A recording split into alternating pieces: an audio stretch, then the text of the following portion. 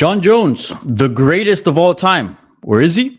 Has retired from mixed martial arts, sparking a chain of events.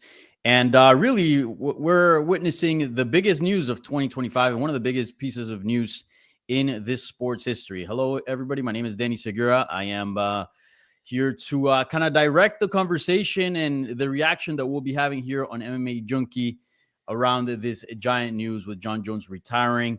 I'm joined by Mike Bohn, my colleague, who will be helping me unpack all of this.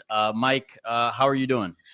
I'm good. Yeah. I thought we were going to get away with maybe like a chill Saturday night, UFC Baku day card. No, they had other plans for us. It turned into a very long work day and work night. But as you said, probably the biggest news of the year. This has been a saga forever. I'm just kind of glad it's over now, that we can move on. Felt like the situation has kind of not only held the heavyweight division by hostage, but like the entire sport in a way. So I'm glad we finally have some clarity and can move forward. Yeah, and a lot to unpack here. There's so many layers to this story, tons of layers. So we are gonna try to keep this video as concise as possible, but we plan on going long if we have to, because obviously, as Mike mentioned, the biggest news of the year, and really we're talking about the GOAT here, the GOAT of mixed martial arts, retiring from the sport, and there's so many implications around it. So a lot to unpack here. So before we get started, please, people, give this video a thumbs up, subscribe to the channel. If you haven't already, follow MMA Junkie on all social media platforms. It is a must for any MMA fan.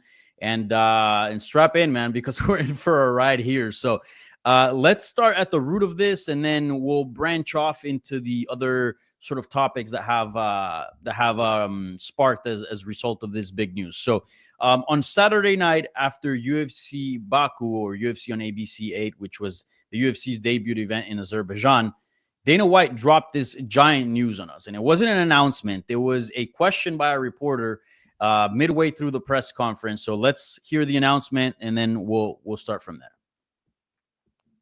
Jon Jones called us last night and retired. Jon Jones is officially retired. Tom Aspinall is the heavyweight champion of the UFC. With Tom Aspinall being an officially champ, who is the number one contender right now? Whether it's so International Fight Week starts Monday in Las Vegas, and Tom will be in Vegas all week with us. So we'll get together with him and figure out what's next. Okay, first of all, I'll give you my live reaction, and then I kind of want to get your I guess recountment of where were you when Jon Jones retired from MMA. I was watching the presser, and I was sort of cleaning up play by play, as I usually do after an event. And then I kind of hear him say that. And then I write on the chat on our Slack channel, like, holy shit. And then I don't see anybody write anything. And then I refresh my Twitter page, and there's people that live like 10 seconds into the future. So there's always like, that should have been already clipped already. Yeah. And there's nothing about it. So I'm like, wait. Did I hear that right? I rewinded, and effectively, yeah, Dana White, the UFC CEO, revealing that Jon Jones, the UFC heavyweight champion, had decided to hang up the gloves. Just in like a couple 5 seconds, just nonchalant, just kind of threw it out there. And I'm like, holy shit, this is giant news. And then that's when I started seeing the outpour of tweets. And obviously we went back and forth on Slack, and we made sure to obviously cover this giant news on the site. Where were you when this happened? Same deal. I was listening to the press conference live, and I don't know if I was like a little bit behind because I was recording it for Junkie, so we could get on the YouTube channel. And yeah, you heard that, and you're just like, oh, okay. Like, what are the follow-up questions here? How much more is going to be said? How soon can we clip this off? And didn't feel like massively surprising. It's just the format and the location and the timing and of all of that. Like you said, it wasn't like Dana came there to start the press conference. Jon Jones called me last night. This is what's happening. Like, if that question didn't get asked, do we even know of this right now? Or is this like not coming for another few days? So yeah, like truly bizarre that this is how it unfolded. And yeah, like it just heard it live, and then you're just waiting to hear the follow-up, the clarity. Would it be nice to know, like, what did he say? What was his explanation of why? Obviously, we will get into the legal issue that came up in conjunction with this. Would be curious to know, like, the Albuquerque outlet that reported that, were they already writing the story and the retirement thing was weaved in, all that kind of stuff. Right. So yeah, that's where I was sitting on the couch, same as you, more or less. Yeah.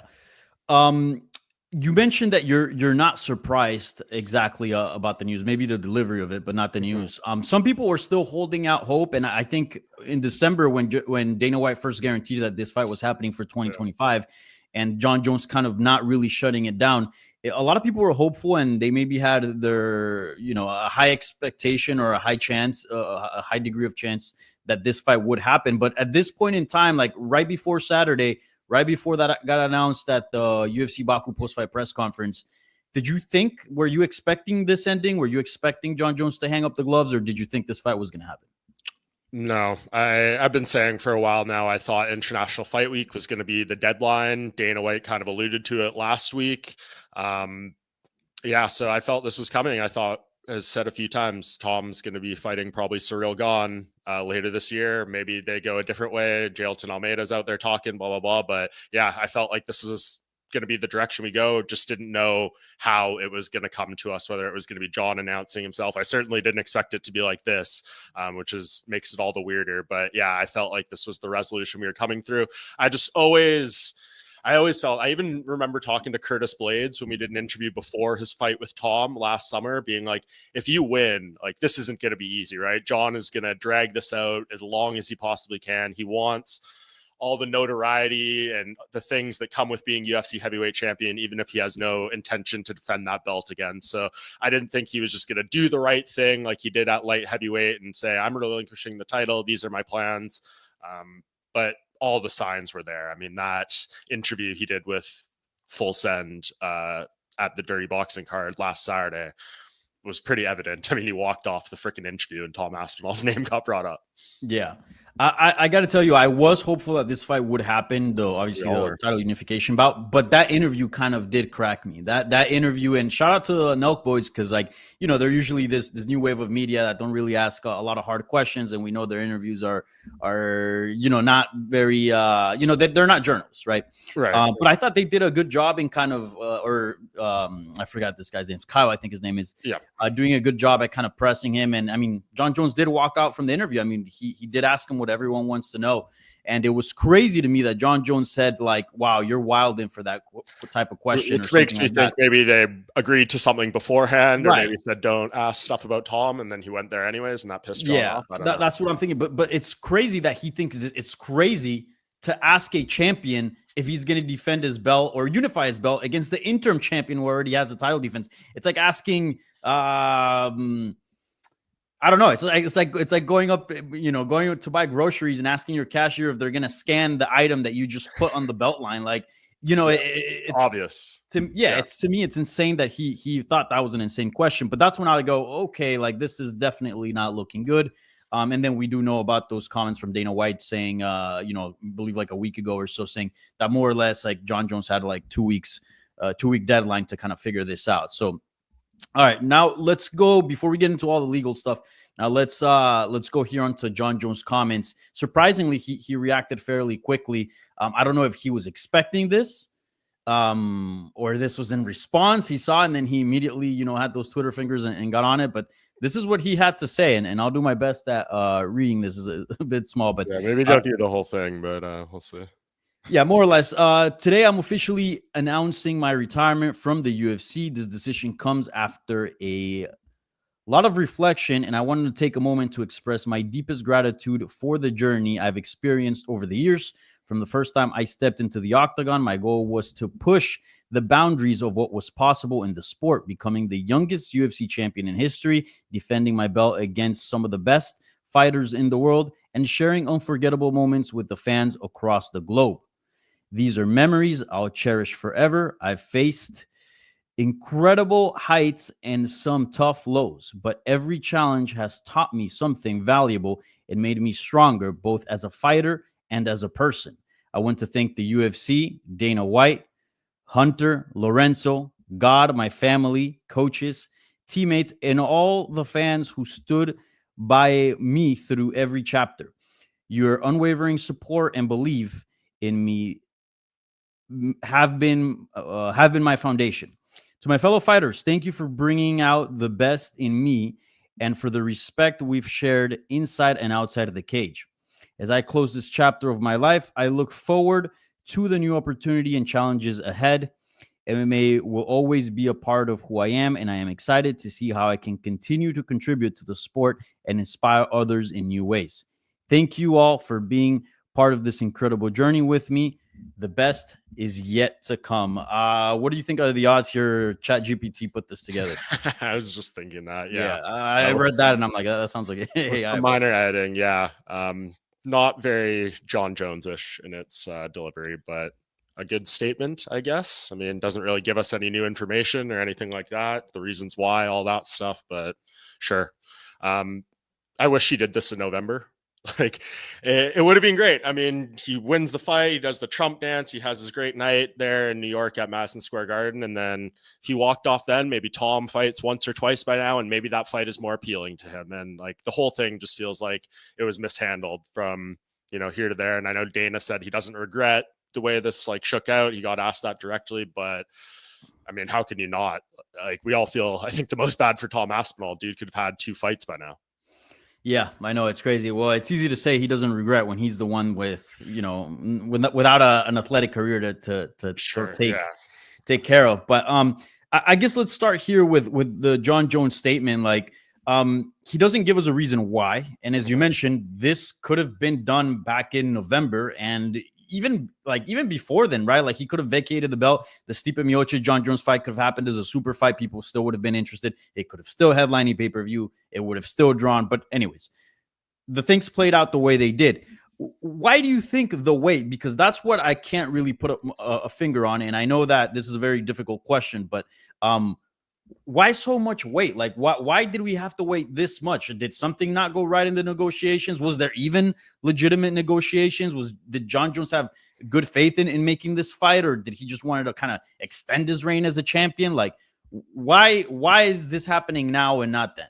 Yeah, I think the last thing you said there, he just wanted to kind of hold on to the clout and the notoriety and that label of being the UFC heavyweight champion, because, you know, once that's gone, you kind of fade a little bit more into obscurity, especially if people aren't expecting you to fight. So I don't know what his hopes or desires were, if he thought maybe another fight would pop up for him that made more sense or, you know, worked for him. I'm not totally sure, like, why ultimately he wanted to drag this thing out. And he claims that, you know, he gave the UFC his answer however long ago, and he was going to let them make their announcement. I don't know if this is how he expected it. So that would be the thing we'd like to know, like the timeline. When did you for sure know, and how much time was there between when you were certain and when they made this announcement? Because I don't know. It all goes back to Dana saying he called him like last night, right, and announced it.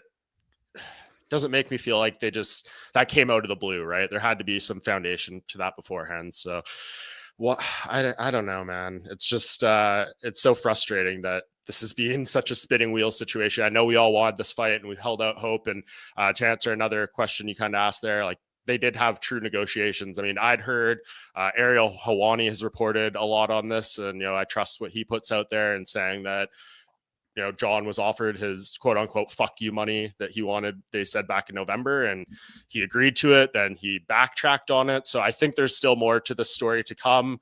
Hopefully, maybe even today we hear more. Dana White's going to be in New York for the Canelo Crawford press conference. I suspect he might do some media, and we'll be asked more about that. I know Oscar Willis from the Mac Life will be there. So maybe we get more details kind of taken out of this. I'm sure Dana would have provided them if he was asked, but he wasn't in that scenario. So we'll see, I guess, TBD on some of that stuff. Like, why couldn't we have just turned the page earlier? Yeah. On Dana White's shoes, and let's put aside for a second, like, Tom Aspinall's sort of wasting of his prime, because that's obviously a thing that we're going to get into in a second. But from a business side of things, if you're Dana White, do you think this situation was handled properly? Because obviously it held hostage the UFC heavyweight division for the longest time ever. But we are talking about possibly the greatest of all time, right? I think that conversation is even coming up now with how Jon Jones is closing out his career. But do you think, sort of business wise, given the fact that, like, that fight would have been huge, that they did the right thing in the sense of, like, trying everything and extending this as much as possible in order to make it happen, or would you have liked to seen it a lot, sort of get resolved a lot sooner? I would have liked to see it for Aspinall's case, especially being here now that we didn't get the fight. But I understand them like holding out hope and wanting to make this. This is one of the biggest fights you can do in the sport, one of the biggest fights in however long. Credit to them for exhausting every resource. And that would be a question I would love to ask Dana at this point, being like, you know, we're all here and I'm sure it'll come up, like the fights the UFC hasn't been able to make, right? Jon and Francis, Fedor and Brock, you know, list goes on and on of ones you want to pinpoint. To me, and I'd be curious to know Dana's like, is this fight not coming together the least on the UFC and the most on the fighter? Because if they gave him all his money, they gave him everything he asked for, like what more are they supposed to do? So I don't want to sit here and be like, UFC failed to make another big fight. It feels like they did everything they can, and Jon Jones was the one who made this not happen. So he seems to take most of the blame in this situation. And I don't know what he was saying behind the scenes. Maybe he told them 6 months ago, like, I'm not doing this. Stop coming to me. Stop asking me, like, blah, blah, blah. Yeah. And they just wouldn't acknowledge it. I mean, we know what happened with Habib, right? Like he made it very clear he was done, and they would not acknowledge it. And they tried to do everything to get him back. So feels like one of those situations as well. But again, I'd like to know more. Yeah, for sure. You know, the good thing is that we don't have a bunch of little fight nights that Dana's likely not going to be at for the next couple of weeks. We have International Fight Week. So he is going to have to, you know, do some press, and I'm sure those questions will pop up. You will be there with Kenny, right? No, it's a solo mission for Kenny this week. So, okay. Yep. Now let's get into the legality of things, because that was also, I guess, kind of not surprising, right? I don't know what was your reaction, but so, you know, we get the announcement from Dana White, which we played. We get the statement from Jon Jones, which we played, and then Jeff Grammer, he works for, I want to make sure I get this right to give the proper credit, the Albuquerque Journal. He reported not long after that he's been hit with some new criminal charges, more or less, just to give you a gist of things, and you can go to MMAJunkie.com to get the specifics of it. But a lady is alleging that, you know, Jon Jones was involved in a hit and run accident, and the police arrived on scene. She was intoxicated. She was apparently like missing like her clothes from her waist down. She claims to be like partying with Jon Jones for, I don't know, a day or two or something. And then I believe they get Jon Jones on the phone. It sounds like Jon Jones, and it sounds like he's intoxicated. And it seems that this person who they alleged is Jon Jones threatens them by violence via a third party. So like saying that something will happen. You know, obviously this is all alleged. Jon Jones at this point in time is innocent. Nothing has been proven. But as I mentioned at the top, not entirely surprising, right, given his track record. No, I mean, we wish I could say it was, but yeah, I mean, all the history is there. A similar situation kind of kicked off all his legal issues. I know before the hit and run in Albuquerque, there was that situation where he wrapped his gifted Bentley around a light post in upper state New York, I believe, and he had two women in the car for that one. So, but yeah, obviously the big one that is being kind of the defining thing of Jon Jones's legal history was the hit and run in 2016, I believe, that led to him being stripped and the suspension and all that stuff. Man, like, I don't even know what to say about this kind of stuff anymore. The details are not great by any stretch of the imagination. It's bad. So yeah, I mean, I don't know if this was in conjunction with anything. As I said earlier, the timing is bizarre. Yeah, curious at minimum. So we'll see how that side plays out. Hopefully Dana asked about that as well. How aware were you of this? Like, you know, if stuff is true, how much are you, like, is this a guy you still want fighting? All that type of stuff. But yeah, he did it. I don't know if that's something that he was part of his plan here in calling Dana White. So we'll see how that part shakes out. But man, yeah, the track record's all there. It's not great for Jon Jones. And man, like, the shit happening in your mid-20s, like, okay, in your late 30s, it's just who he is, obviously. Yeah, and extremely worrisome. And I mean, we don't know how exactly, like, what exactly is sort of the the timeline of the events, but it is interesting that right after the presser was over, that news did come out, right? So we couldn't get Dana to react on it, and it does seem like it does feel that that announcement is very abrupt, right? Like look at an Anthony Smith, he got like a little package and a little ceremony to kind of send him off into retirement, and I mean, so did Robbie Lawler. They've done it for the people that like really mean a lot for the company. Others know, but that's usually tied to some beef, right? You would think that Jon Jones, a guy that's been a pillar for the promotion over the last decade, financially, promotionally, you would think they would do something special for his retirement, right?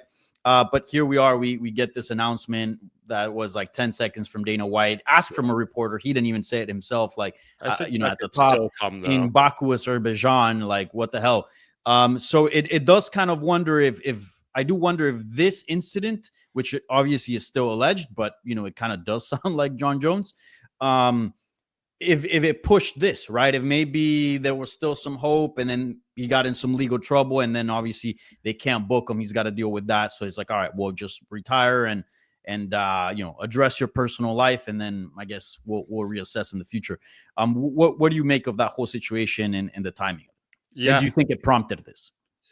I don't want to say definitively, but yeah, it's hard to not look that way. I mean, like I said, that article that Jeff Grammer put out seems like it was written like the legal element was going to be the main story, and then the retirement part kind of weaved in. He added those quotes from Dana, all that stuff. So this was obviously in the works, but yeah, I definitely don't feel like, you know, Jeff, not knowing him personally, but just my assumption, I've seen him working in this business for years and years, and his reporting on Jon Jones and Albuquerque. Like, I don't think he held this story waiting for the announcement or anything like that. So yeah, I really don't know. I mean, again, if Dana wasn't asked those questions, would this even have come out last night? That's true. And then, you know, we can't really tie those two things together. And then would that story have still come out like late last night? And then who knows, that leads into something next week that changes it a little bit. And we're even wondering more if that was tied to it. So I guess put a pin in that one until we get a little more time to reflect. Yeah, for sure. And on Jon Jones, like we obviously get this news, right? And then we obviously know the whole thing of hashtag MMA retirements. Do you think this is really the end, or we're going to get him back? I think this is the end. I'm going to say that. Like, what's he coming back for? I mean, the situation I like envision in my head is if Tom Aspinall does fight Cyril Gane, say he goes out there and continues this insane streak he has, knocks him out in a minute, beats him faster, more impressively than Jon Jones did. You get on the mic, Jon, this is the one guy you beat at heavyweight that's like, you know, relevant and young. I just destroyed him faster than you did. Come back and fight me, like blah, blah, blah. Maybe that could happen. But if he didn't get... Yeah, if he hasn't done it now for all the money and everything they presented for him, I just don't know what he would do. I mean, everyone's being like, if Tom loses, maybe he would come back. But I don't know. Like, is that more appealing? I don't think he would do. He's not interested in fighting Jailton Almeida or Sergey Pavlovich or any of these dudes, right? Like, if he's not fighting Tom, what's he taking? I know everyone looks at the Alex Pereira fight he wanted so badly, but people didn't really want that fight in the first place. They thought it was a terrible stylistic matchup. And then now you want it with Pereira coming off a loss. I mean, when Pereira was on that insane heater, maybe there was some intrigue, but now it's like not there for me at all. Yeah, I have to agree with you. It's hard to put some confidence in retirements, right? Because we've seen all these fighters retire. At least almost every other fighter retires and comes back at some point. But yeah, it does seem like, given everything that you mentioned, I do agree. This does seem definite. Yeah, and they're doing all the bells and whistles. Like I know you said we didn't get an announcement package. Maybe we get something in the next few days. But like, yeah, he's putting out like, you know, thank you, Jon Jones graphics this morning, and I'm sure there's going to be more of that stuff to come. So. See, like they're fully acknowledging this is like you are done retirement. And I mean, this would just even look sillier if in 6 months he's fighting. Yeah, we'll see. We'll see. Certainly interesting to think about it, because obviously like he can come back at any time, and then, you know, it'll be huge for him and the sport. But yeah, as you mentioned, like it just seems like he is done with MMA. We do have a question in the a poll in the live chat, which is Jon Jones still the GOAT of MMA? We'll let the poll go on, and then we'll kind of put an end to it at the end of this live stream and review your results. I'm curious to see what you guys think, what the MMA fan base thinks. But let me ask you, Mike, and we close out Jon Jones here and go on to talk about the heavyweight division and Tom Aspinall and other things, because this has sparked a whole chain of events. But given the way he has closed his career, right, the ducking allegations, which, you know, I hate to kind of say that a fighter's ducking another, because like you know, you just don't want to be in that position. And how many killers has Jon Jones fought? But you know, it's not a good look, right? He's definitely not closing his career in the best way possible. Do you have him, first of all, did you have him as the GOAT prior to this whole saga? And now that this whole saga with Tom Aspinall has concluded, is he still your GOAT if you had him as your GOAT? Obviously, it's always a tough one for me. I mean, George St. Pierre, my fellow Canadian, the man on the poster behind you there, is tough to unseat, especially being there, you know, for his rise, and the Canadian, seeing what he did for MMA in this country and just how dominant he was, avenging both of his losses, all that great stuff GSP did. Clearly no history of drug testing or personal issues, all that stuff. I know the personal stuff isn't anything to do with this debate, but the drug testing you could certainly factor in. I think I had George St. Pierre. I mean, we did that top 30 fighters in UFC history thing for MMA Junkie last year. I voted GSP number 1, Jones at 2. This to me has not enhanced Jon's legacy at all, like the heavyweight element of it. It's 2 fights, uninspiring stuff. The Surreal Gone win, sure, maybe that could age even better going forward. But yeah, like GSP is just, it's all there, the complete package with no controversies. But Jon, it's neck and neck for Jon, I think too. Like I could easily be convinced there may be a day, but now that we have the full body of work for both of them, I think give it to George right now. What about you? So this was a tough one. After Jon Jones won I had GSP as number 1 for the longest time ever. And one of the reasons why was because, you know, he was a dominant champion at 170, just like Jon Jones was at 205, but GSP went up to 185 and took the belt there. So being a 2-division champion, I give him a lot of credit for that. But the moment Jon Jones tied that with Cyril Gane, and, you know, the defense, you know, against Stipe Miocic, I don't give it too much credit, but it is another fight, right? Like it technically is a title defense. So I did put Jon Jones as number 1. But I got to say, like, this does kind of sour his legacy a bit. And I want to leave room for my comments to change, because all this news is very fresh. And I know that even if you try to be as objective as possible, it does taint one way or another your opinion on the matter. So maybe in a month from now or a year from now, I think maybe we'll have a clear perspective on who the GOAT is. But I kind of do disagree with you in the sense that, like, we just look at the sporting side of things, and not to romanticize the whole GOAT conversation. It's obviously very subjective, but I do get reminded of these moments when I think somebody had asked Mike Tyson if Mayweather was the GOAT, and he's like, no, Ali was. Like, he doesn't need security to take his kids to school. Like, he was a man of the people. Like, and I think greatness kind of embodies that. And it's not necessarily like, oh, who was the nicest or who was the most beloved, but sure, there has to be a little bit room of that. And I think GSP, by doing things right, you got to give him some credit for that, right? Like, clearly, like, leaving the belt when he did at 185, not having any intention to defend it. Like, you got to respect him from that. And he is a champion, and he carried himself as a champion. And we know that Jon Jones, like, hasn't had as much grace, right? And I think the argument of him ducking Tom Aspinall, like, I mean, look, you don't have to fight the guy, but like, it's kind of clear that you didn't want to fight him. And I think there's a reason for that, right? So I don't know. Just to answer your question, I don't know. Yeah. I mean, I get it. I know the duck word will be used a lot. I prefer to say, like, extremely cautious career management, which I think is like completely fair, by the way. Yeah, dude, like, I get it. I get what Jon Jones thinks the perspective is, right? Like, he goes out there, he's gotten millions of dollars to go do these reality shows in Thailand. People will pay him $100,000, $200,000. I know he said it doesn't leave the house for less than $200,000 or whatever, but they'll pay him that to go do seminars, to go do that stuff for the next 15 years if he wants to do it, maybe longer. Like, you lose a fight, some of that goes away. Like, the edge, the appeal, it's lost on it. And he said this, like, my brand is making me more money, my history. So like he's done all this work to get to this point to try to reap the benefits of what he's done. And he probably looked at the fight with Tom Aspinall as like, ooh, is the upside worth the potential downside of a loss there? So like I get all that part. It's just like, stop playing the games. If you had just said that in November, like we're all good. We're having completely different conversations about Jon and his exit from the sport. But yeah, man, it's just crazy. Like everything he did, so debatable as the GOAT, like could easily be there if you want to have him.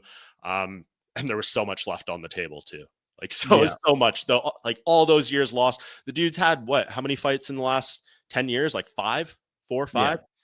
And he had like 20 in his first, 8-9 years in the UFC, something like that. So like, man, as great as this guy was, he didn't even maximize his potential and his tenure in the sport. It's pretty crazy to think about.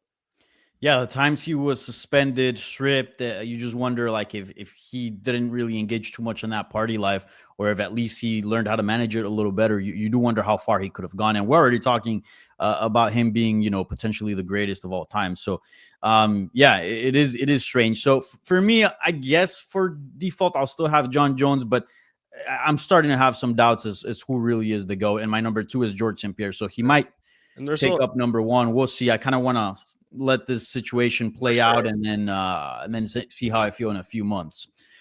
All right. Just to wrap up this whole situation, and we're gonna get into Tom Aspinall in a second.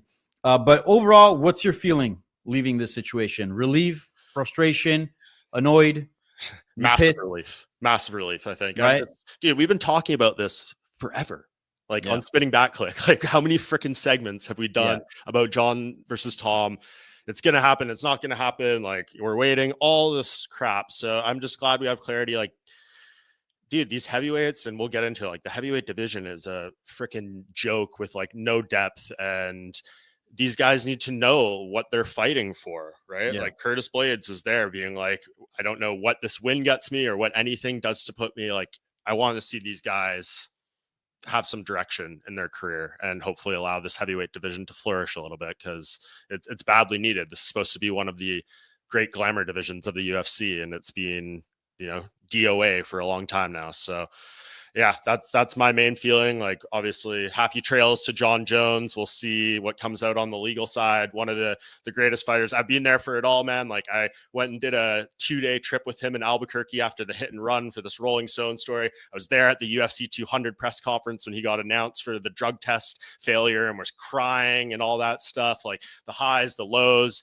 the time he gave me shit for asking him about the Las Vegas incident and, next questioned me forever. Like we covered the entire journey of Jon Jones's tenure, and I don't think there's going to be anything like it. But everyone moves on from the sport. I always say, like us, on this side of the camera side of the table as the reporters, we're usually here longer than any of these athletes are, and we see so much turnover. But most definitely the end of an era, man. Like we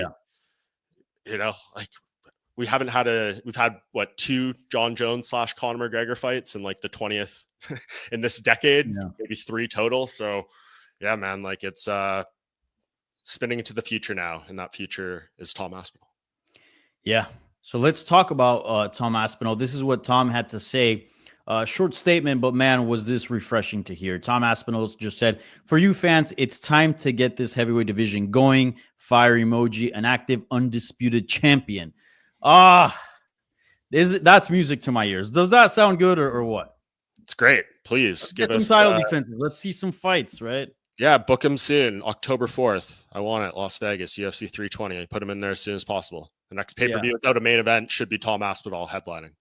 100%. And I hope the UFC does make it up to Tom Aspinall in the sense of like, I mean, you can't really like redeem the prime that he like lost. Like there's nothing to do with that. He was but well taken care of on this time off. I can say that much. I won't share specific numbers that I heard, but I know the UFC, put some cash in his pocket for all this waiting, all this shit. He's the least they could do. Yeah. So yeah, at least Tom is getting that. The UFC heavyweight division is quite a mess. So like, let's do matchmaking here. What's his first title defense look like? it's got to be gone, right? I mean, and like I know people in the chat are mentioning Francis Ngannou. I don't think that's happening. I think Dana made that pretty clear. I think he's still with PFL as far as we know under contract. So can this be the only time we bring up Francis Ngannou, or do you want to say anything about that part of it? No, we'll bring him up in a second. Okay. But you're 100% right. But yeah, it's gone. It's got to be gone. I don't see, unless they say, "Hey, Mr. Potan, that this is, time for heavyweight. You just said in an interview you were 240. Stay there and maybe bulk up a little more." Yeah, I guess Ghana seems kind of like the obvious one. I just can't shake the fact that that last fight against Volkov, he looked terrible. Did he win it? Right. I think if they wanted to go with Volkov, like I wouldn't be too pissed. But like, how much would that sell? Seen that fight already. Tom submitted him in like 3 minutes. Yeah, that's true as well. So yeah, I guess it's got to be Gon. He is sort of like the bigger name, right, behind Tom Aspinall. Fresh fight, former interim champion. Like I said, I think it's the biggest upside for Tom. He goes out there and he messes him up in a couple minutes. You still get on that mic and you say, "Hey, John, like, yeah, look what I just said." You mentioned Ngannou, so like let's get into it because he like technically could be a potential opponent for him, right? He is not retired. He has the intentions to keep on fighting in MMA, and we've seen a lot of the PFL guys, the big names, not as big as Francis, but some of the big names end up in the UFC.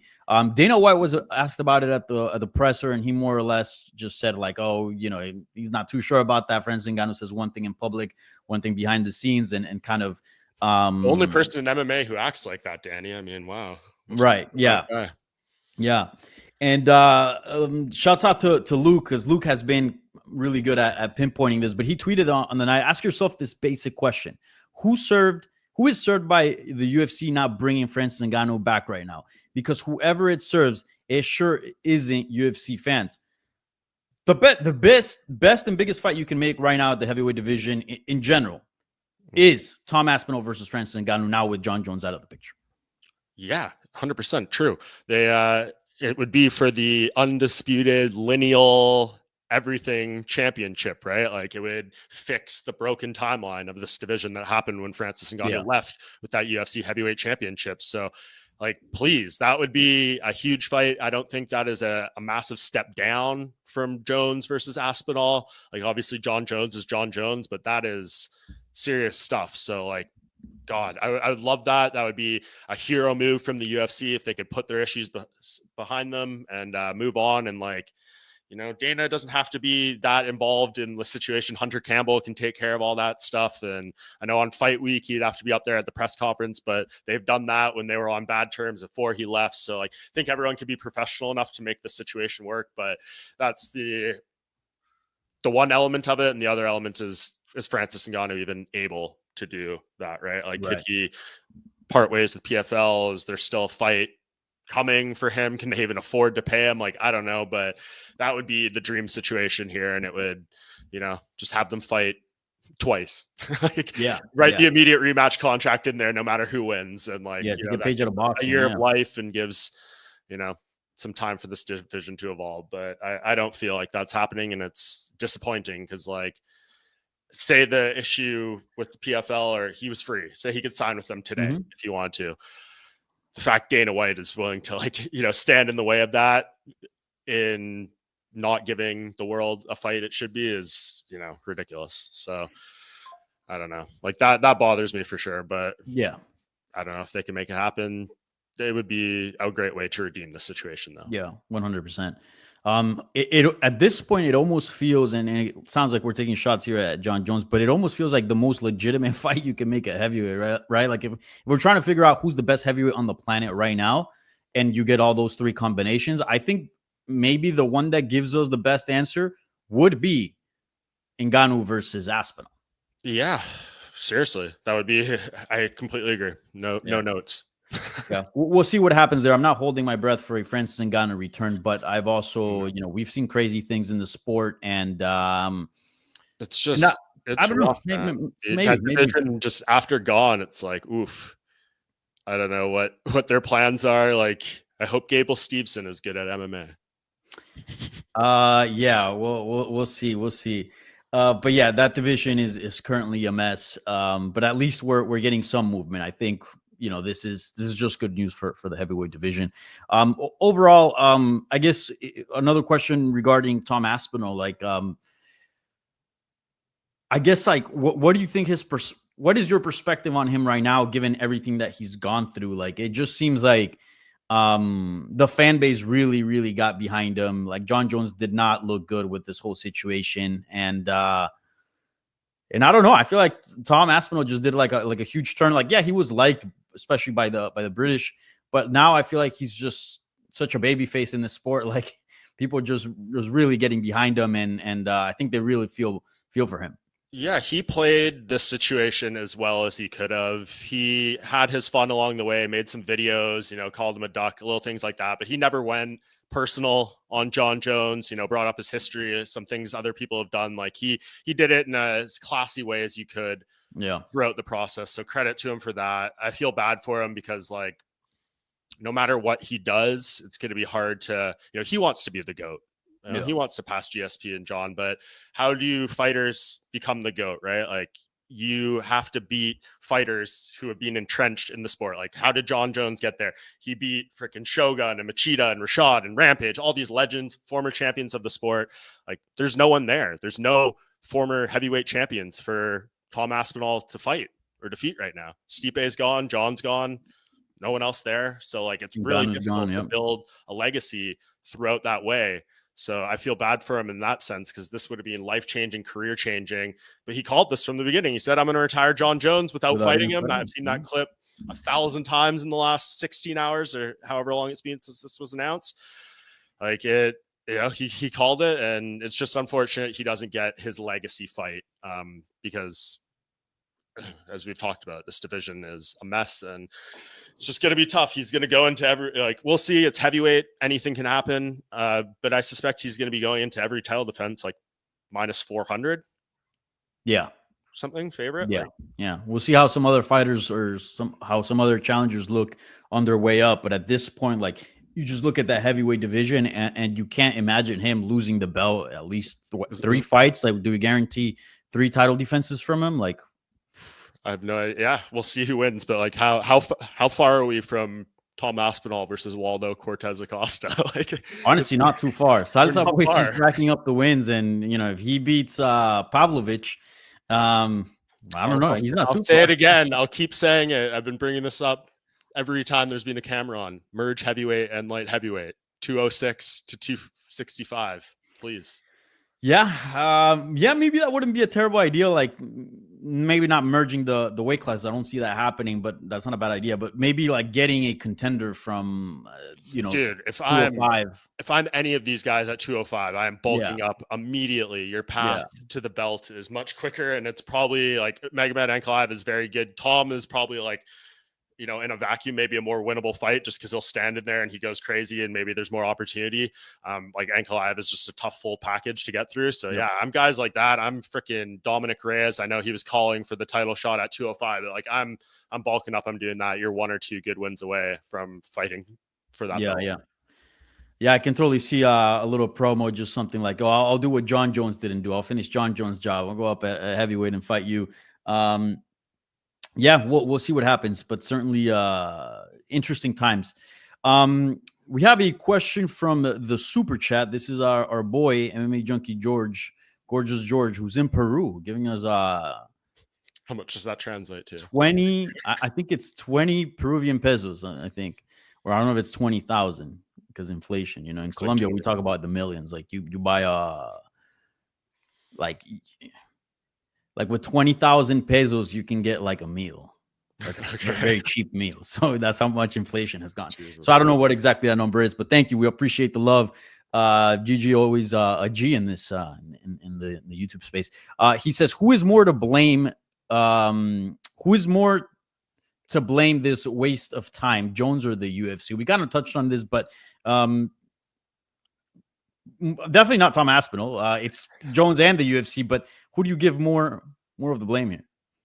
I'm gonna say Jones, because as I alluded to earlier, it seems like UFC did everything it could to make this fight happen. So, like, I'm not trying to shit on them or their efforts. I mean, could they have handled this more swiftly or whatever the case may be, sure. But as we said earlier, like, we all wanted this fight. It was huge for the sport. You got to exhaust all resources to try to make it happen. So Jon did not, he was offered the fight. He was offered the money he wanted, and he said no. So Yeah. your fault, buddy. Yeah, I agree. Shouts out to Joseph Bosa for checking in on that. And he checked in, and that is $5.57. Nice. Do we split that, or how does that work? Huh? I said, do we split that, or how does that work? Yeah, you want to go 215, 250? So Let's do it. Yeah, we'll put in a request there on the site. Let's see if there's any other questions from the super chat. Ooh. Kevin Durant traded from the Phoenix Suns to the Houston Rockets. Sorry, I just saw that pop up on my feed. NBA Finals tonight, Game 7. Who's watching? I'm watching. Do you think the Pacers pull it off? I hope so, man. I mean, I'd love to see the fellow Canadian SGA get one, but this has been like, one of those teams that you'll be telling, your kids about and stuff. The 24-25 Pacers, all the crazy shit they pulled off. So we'll see if I can get one more. Yeah, I was confident OKC was gonna do it, but then after watching the last game, could they replicate that? I think so, and it just seems OKC kind of deflated a little bit, and Pacers want it, man. They have depth, so we'll see. All right, let's go over to the poll that we had, and let's put an end to it here, and then let's review the results from the MMA Junkies. So the question was, is Jon Jones still the GOAT of MMA? There was 181 votes. 67% of you said no, and 32% of you said yes. The fan base is not too happy with Jones, huh? Rightfully so, dude. I mean, this guy has been teasing for years. It's teases and teases and teases. Like, yeah, we haven't got, like I said, there's been so much left on the table. We've had 2 fights from this guy in like 5 years, man. It's crazy how much we talk about Jon Jones, Conor McGregor, all these fighters who don't fight. It's wild. Like, so yeah, man, the criticism is well warranted and deserved. He did this to himself. He could have been definitive. He could have put out that statement he put out that you read earlier at any time, the UFC's blessing or not. But since when does Jon Jones give a shit about anyone, telling him what to do or following orders or whatever, right? Like, if he wanted to do this, he could have done this. So it sucks. It sucks that we sit here and have to talk about another fight that's not happening, especially one where you had, as the Luke Thomas tweet you alluded to earlier, you had both guys under contract. They're both here. Like, the UFC can't make the fights with the guys they have under deal. So that's unfortunate. Again, I don't want to shit on them too much. This was largely Jon's doing, but yeah, I agree. It's just heavyweight has missed on all its biggest fights for, decade plus now, from Randy and Fedor to Fedor and Brock to all this stuff. Yeah, 100%. Do you think that percentage on the poll will kind of even out as we get away from this situation? Yes.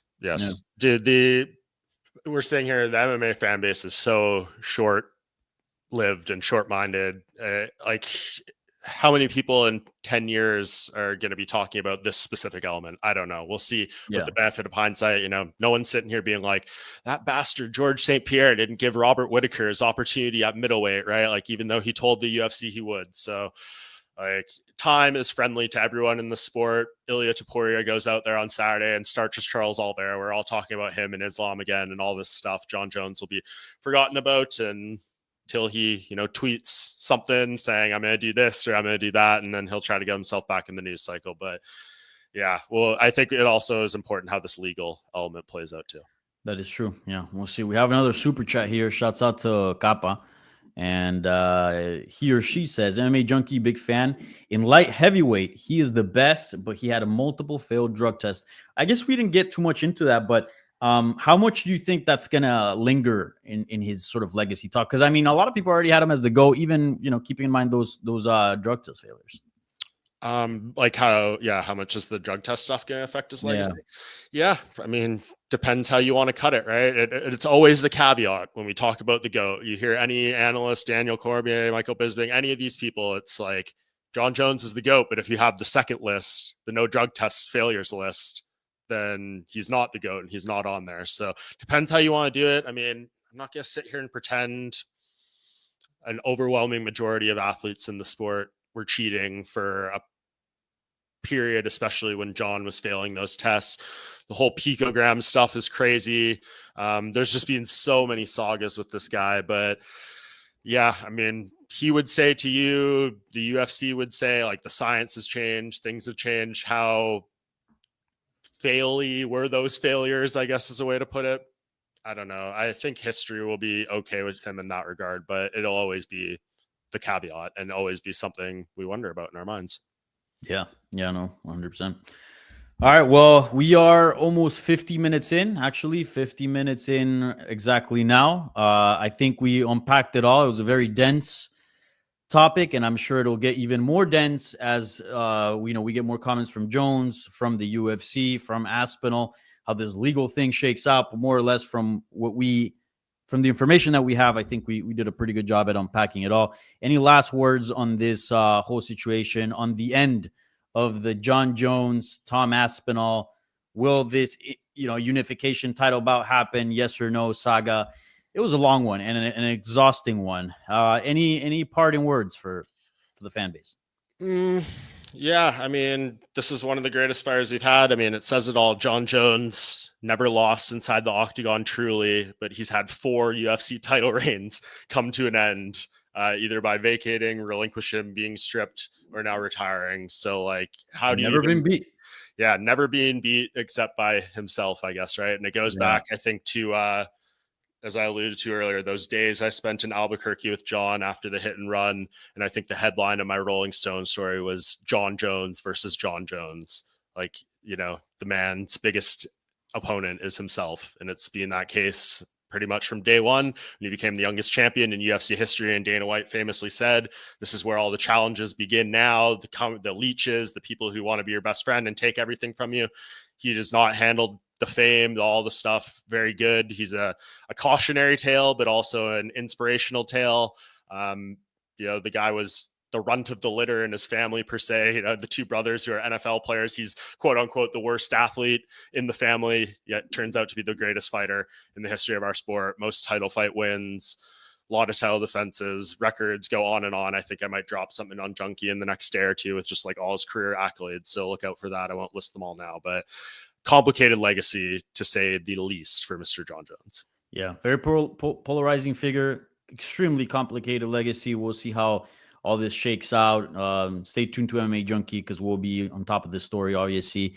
And I appreciate you guys joining in on this Sunday morning to kind of reflect on Jon Jones' legacy and just react to this crazy abrupt retirement. Again, not a big surprise, but a big surprise that it happened, or that Baku, Azerbaijan was sort of the place where we found out that Jon Jones was done with his fighting career. So yeah, Mike, thank you for joining me. Thank you everyone for joining this live stream. Remember, please thumbs up, subscribe to the channel, follow MMA Junkie on all social media platforms. You can follow Mike as well on all social media platforms as well. And tomorrow. What's up? Spinning back click tomorrow at 1. Spinning back click tomorrow. I'm sure this will be a big topic as well. So yeah, keep it locked on MMA Junkie. We got you covered on all your MMA news. So thank you guys, and see you tomorrow on Spinning Back Click.